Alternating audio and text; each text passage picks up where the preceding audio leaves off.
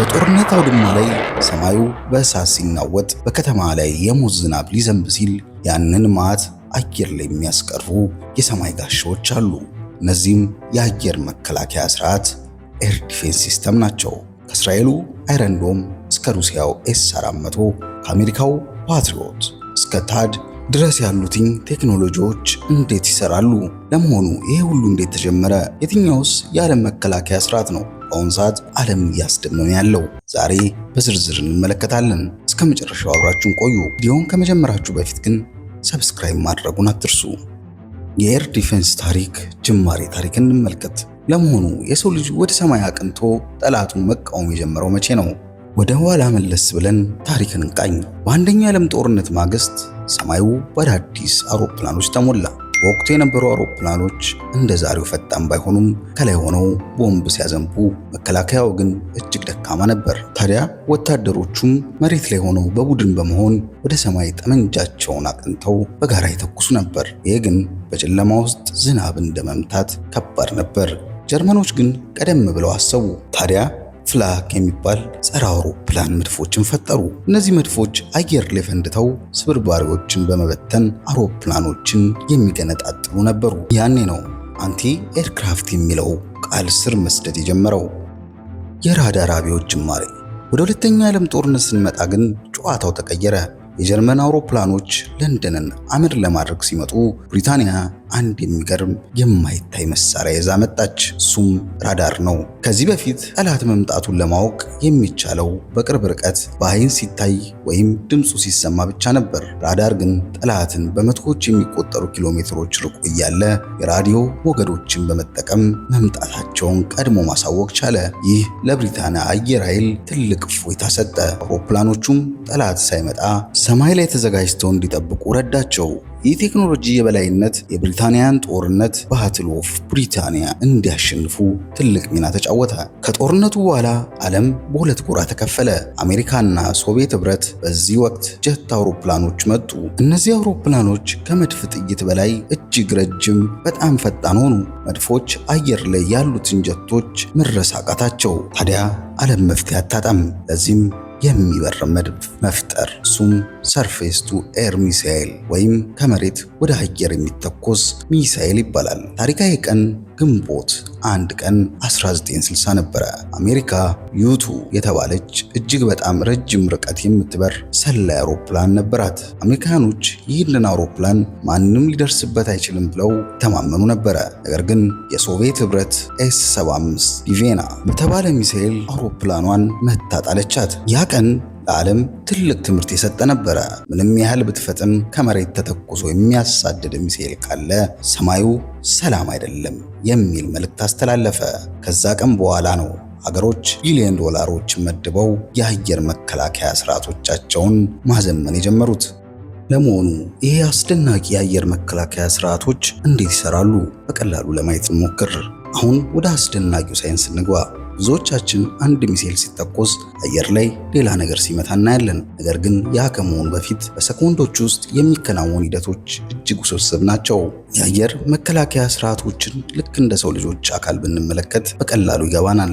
አይን፣ አእምሮና ጡንቻ። እስቲ እነዚህን ሶስት ነገሮች ከፋፍለን ለማየት እንሞክር። የመጀመሪያው ራዳር እንደ አይን። የመጀመሪያው ወሳኙ ክፍል ራዳር ነው። ራዳር ማለት የአየር መከላከያ ስርዓቱ አይን ማለት ነው። ራዳሩ በሰኮንድ በሺዎች የሚቆጠሩ የራዲዮ ሞገዶችን ወደ ሰማይ ይረጫል። እነዚህ ሞገዶች በሰማይ ላይ ምንም ነገር እስካልነኩ ድረስ ጉዟቸውን ይቀጥላሉ። ነገር ግን አንድ የጠላት ሮኬት ወይም አውሮፕላን በእነዚህ ሞገዶች ክልል ውስጥ ሲገባ ሞገዶቹ በብረቱ ላይ ተመታተው ወደ ኋላ ይመለሳሉ።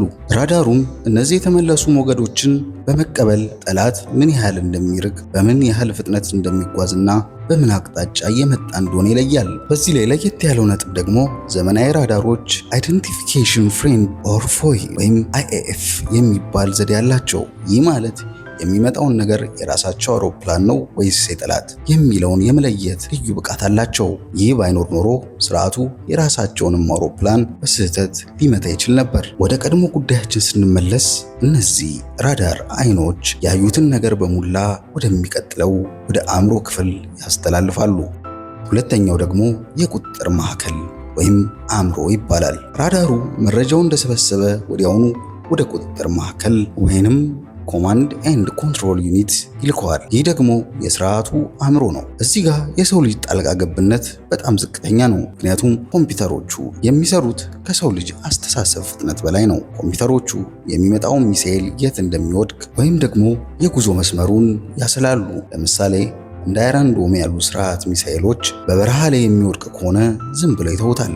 ነገር ግን ህዝብ በሚኖርበት አካባቢ ሆስፒታል ወይም ወታደራዊ ካምፕ ላይ የሚወድቅ ከሆነ ወዲያውኑ የጥፋት ትዕዛዝ ያስተላልፋሉ። ስለዚህ አእምሮ የትኛውን ሚሳኤል መጀመሪያ መምታት እንዳለበት ቅደም ተከተል ያወጣል። በአንድ ጊዜ 50 ሚሳኤሎች ቢመጡ የትኛው የበለጠ አደገኛ እንደሆነ የሚለየው ይሄ የአእምሮ ክፍል ነው። ታዲያ ይሄ የአእምሮ ክፍል ሁሉንም ነገር አስልቶ ከጨረሰ በኋላ ወደ ቀጣዩ ወደ ሶስተኛው ስቴፕ ተኳሹ ወይም ጡንቻ ይልከዋል። ስለዚህ ሶስተኛው ተኳሹ ጡንቻ ይባላል። ውሳኔው ከተላለፈ በኋላ ወደ መጨረሻው ክፍል እንመጣለን። ተኳሹ ወይም ላውንቸር እዚህ ጋር ነው። ኢንተርሴፕተር ወይም አዳኝ ሚሳኤሉን ተኩሶ ወደ ሰማይ የሚመነጠቀው።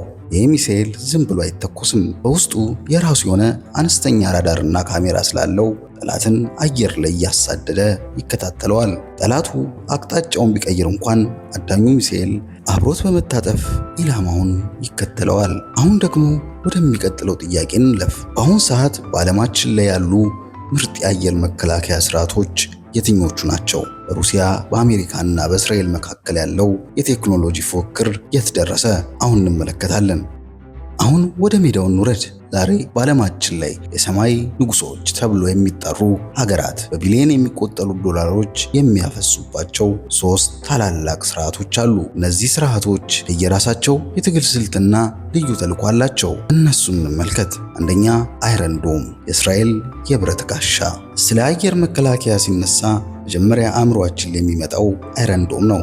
ይህ ስርዓት የተሰራው ለየት ላለ ተልዕኮ ነው። እሱም ለአጭር ርቀት ጥቃቶች በተለይም ከጋዛና ከሊባኖስ የሚተኮሱ ትናንሽ ሮኬቶችና የሞርታር ጥቃቶች ለመከላከል ተወዳዳሪ የለውም። አይረን ዶም ልዩ የሚያደርገው ብልሃቱ ነው። የሚመጣውን ሮኬት ህዝብ በሌለበት ሜዳ ወይም ባህር ላይ የሚወድቅ ከሆነ ስርዓቱ አይዞ ዝም ብለህ ለፍ ይለዋል። ለምን መሰላችሁ? ምክንያቱም አንዱ የአይረን ዶም ሚሳኤል ወይም ለአንድ ጊዜ የሚተኮሰው አንዷ ፍሬ 50,000 የአሜሪካ ዶላር ያወጣል። ጠላት የሚተኩሰው ሮኬት ግን $5,000 የሚያወጣ ብረት ሊሆን ይችላል። ስለዚህ አይረን ዶም የሚተኩሰው መሬት ላይ ላለው ሰው ወይም ንብረት አደጋ መሆኑ ሲረጋገጥ ብቻ ነው። ይህ ስርዓት እስካሁን ከ90% በላይ ስኬታማ መሆኑን በተግባር አሳይቷል። በሁለተኝነት የምንመለከተው ደግሞ S-400 የሩሲያ የጥበብ ጥግ። ወደ ሰሜን ስንሄድ ደግሞ የሩሲያው ኩራት እናገኛለን። S-400 በብዙ ወታደራዊ ተንታኞች ዘንድ በዓለም ላይ ካሉ የአየር መከላከያዎች ሁሉ እጅግ አስፈሪ ተብሎ ይጠራል። እንደ አይረን ዶም ለአጭር ርቀት ብቻ አይደለም። S-400 እስከ 400 ኪሎ ሜትር ርቀት ድረስ ማንኛውንም በራሪ አካል መምታት ይችላል። የሚገርመው ነገር S-400 በአንድ ጊዜ እስከ 36 የሚደርሱ ኢላማዎችን መቆጣጠርና 72 ሚሳኤሎችን መተኮስ ይችላል። አውሮፕላን፣ ድሮን ወይም የረጅም ርቀት ሚሳኤል፣ ባላስቲክ ሚሳኤል ሳይለይ ሁሉንም ይመታል። ለዚህ ነው አሜሪካ እንኳን ሳይቀር አጋሮቿ ይህንን ስርዓት ከሩሲያ ሲገዙ ከፍተኛ ጫና የምታሳድርባቸው። ምክንያቱም የራሷን የራዳር ስውር የምትለውን አውሮፕላኖች ሳይቀር አድኖ የመጣል አቅም አለው ተብሎ ስለሚታመን ነው። በሶስተኝነት ደግሞ የምናየው ፓትሪዮት MIM-104 የአሜሪካው አንጋፋ ዘበኛ።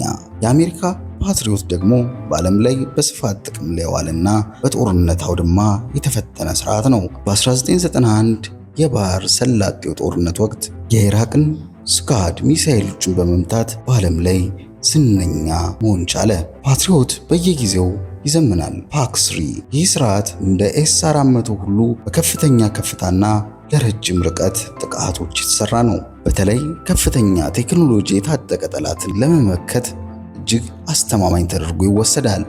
ዛሬ ላይ በዩክሬን ጦርነት ወቅትም ፓትሪዮት የሩሲያን ዘመናዊ ሚሳኤሎች መቶ በመጣል ውጤታማነቱን ዳግም አስመስክሯል። ታዲያ ከነዚህ ውስጥ የትኛው ይሻላል ለሚል ጥያቄ መልሱ እንደ ጦርነቱ አይነት ይለያያል የሚል ይሆናል። ጠላትን በቅርብ ርቀት ሆኖ ትናንሽ ሮኬቶች የሚዘሙበት ከሆነ አይረን ዶም ንጉስ ነው። ነገር ግን የጠላትን አየር ኃይል ገና ከሩቁ ከድንበር ሳይሻገር ለማስቆም ከተፈለገ ኤስ-400 ወይም ፓትሪዮት ተመራጮች ናቸው።